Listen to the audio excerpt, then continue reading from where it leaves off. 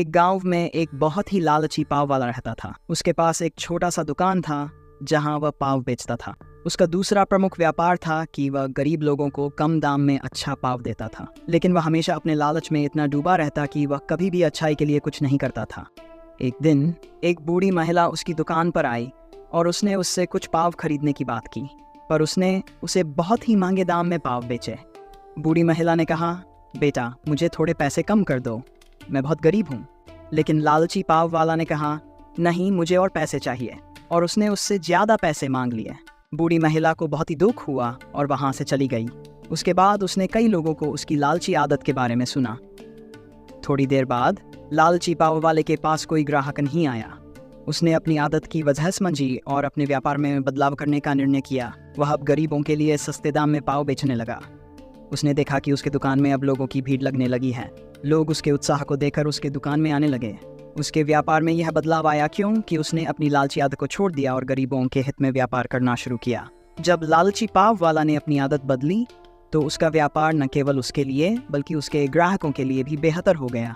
वह अब अधिक गरीब लोगों की मदद करने के लिए आर्थिक सहायता भी प्रदान करता। इसके परिणाम स्वरूप वह अपने समाज में एक महत्वपूर्ण स्थान प्राप्त करता है और उसे लोग सम्मान और समर्थन देते हैं। इस कहानी से हमें ये भी सीखने को मिलता है कि हमें सिर्फ अपने ही लाभ के लिए नहीं बल्कि समाज के लाभ के लिए भी काम करना चाहिए। लालच और स्वार्थ की आदतों को छोड़कर हम सच्चे धन्यवादी और सहयोगी बन सकते हैं, जो हमें और हमारे समाज को सकारात्मक रूप से प्रभावित करेगा। इसके अलावा ये कहानी हमें ये भी याद दिलाती है कि जीवन में सफलता केवल धन के आधार पर ही नहीं मापी जाती है। सच्ची सफलता उस अंतरिक्ष में है जहां हम अपने आसपास के लोगों के साथ सहयोग और संवाद के माध्यम से आत्मसात करते हैं। लालची पाव वाले की ये कहानी हमें समझाती है कि समृद्धि का असली अर्थ वास्तविकता में और अन्यों की मदद करने में है। इससे हमें ये भी याद रखना चाहिए कि अकेले आगे बढ़ना महत्वपूर्ण है, लेकिन अधिकांश समय हमें अपने साथी और समुदाय के साथ मिलकर प्रगति करने की आवश्यकता होती है। बिना समर्थन के हम कभी भी सफलता नहीं पा सकते। इसलिए हमें सामाजिक जिम्मेदारी का एहसास करना चाहिए और अपने समुदाय के साथ मिलकर समृद्धि की दिशा में कदम बढ़ाना चाहिए। लालची पाव वाले की कहानी हमें सिखाती है कि हमें सामाजिक दायित्व और उत्साह के साथ काम करते हुए अपने लक्ष्यों को प्राप्त करने की आवश्यकता है। इससे हम न केवल अपने आप को समृद्ध महसूस करेंगे बल्कि अपने समाज को भी सकारात्मक रूप से प्रभावित करेंगे।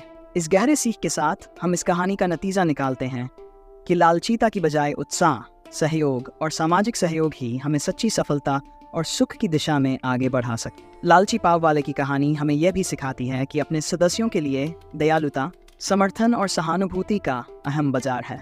यह कहानी हमें उत्साहित करती है कि हम सभी को अपने सामाजिक दायित्व का आभास करना चाहिए और सहयोग के साथ अपने लक्ष्यों की प्राप्ति की दिशा में आगे बढ़ना चाहिए। इस तरह से हम सभी मिलकर एक सशक्त और समृद्ध समाज की ओर प्रगति कर सकते हैं। यही हमारी वास्तविक उपलब्धियों में सच्ची खुशी और संतोष की खोज है।